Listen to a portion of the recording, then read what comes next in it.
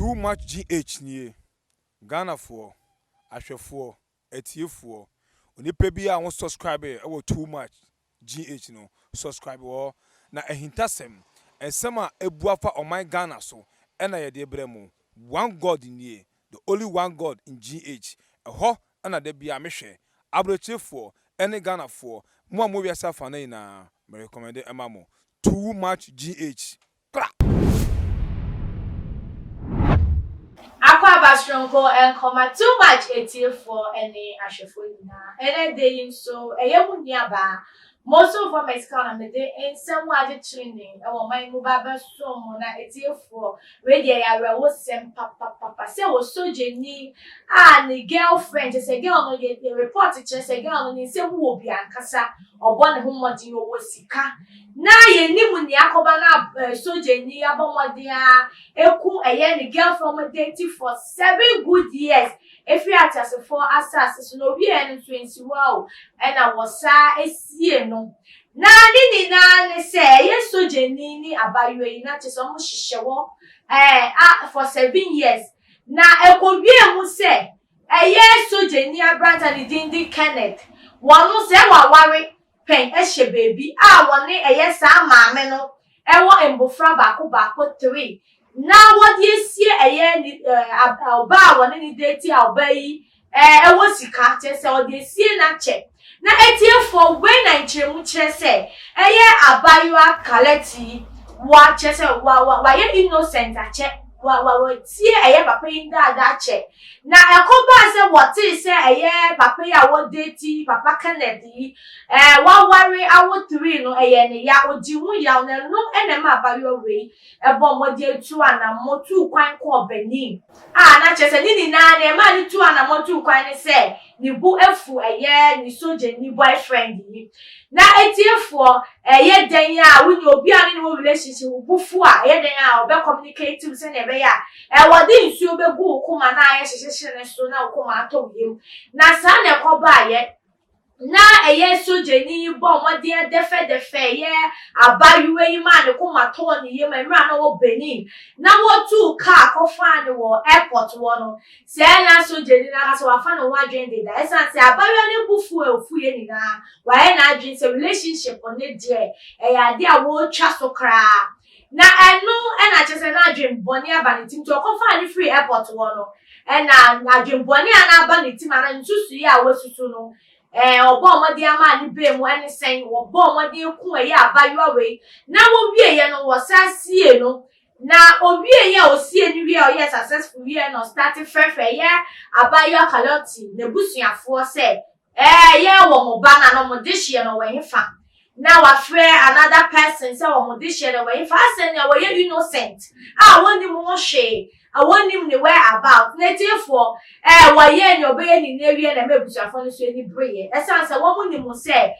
wane ne na wo for so many years enti say ye obi obebu say ya abawe ya say busuafo na say obusa abawe na say nye eye papa Kenneth na bebusa eye omudehye na say wo mudem ti enu no mo so many pre om start investigation efa won say ye wo mudehye no ehina wo fuafa ana ehina wakako pie mu na enu na chese wo mu trace because na mo ntiase enhye da ni mu sa say dey na eko dey na aba fi so mu susu say eba wo mo de hye ne dey say wo tu ana mo bia ganka busua no ebetumi enimu bi na so we dey akoba say wo man te hye na afa dey chia na echinhwehwe de dey wo mo di report ni ko to a police fo enim na police fo so start na anso wo mo sa ni MTN fo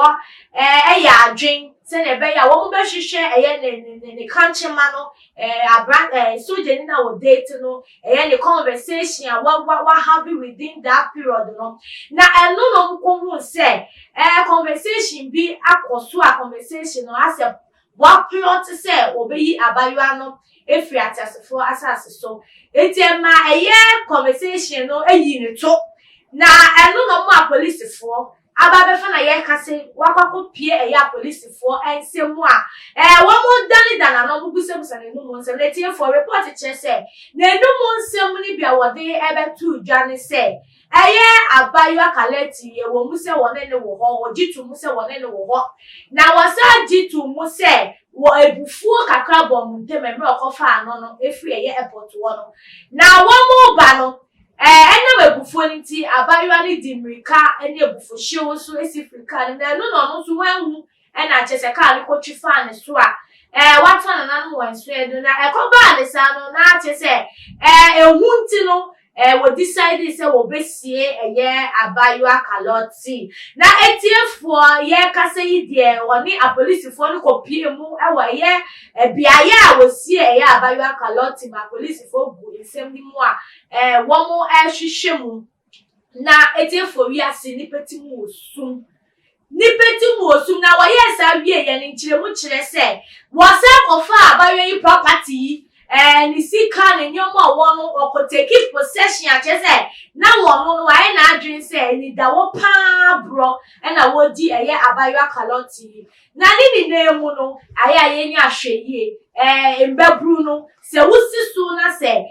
wo kofa eye be mebi wo kafu bi ama wani nda wo esanse nye hwehwe nyina na ye sika ebi mu chese wo mo na mo panso adwin ego mutime adwin hwinko a utimu se eye soje ni we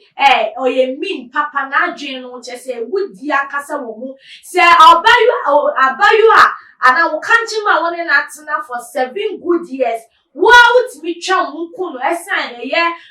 jaya wututu se wo be jai wo ana ni sika wo ana ni property a wo make a wo be hwe wo mreku a wo na wo dada no na wo gine nkwade a na chese etuomu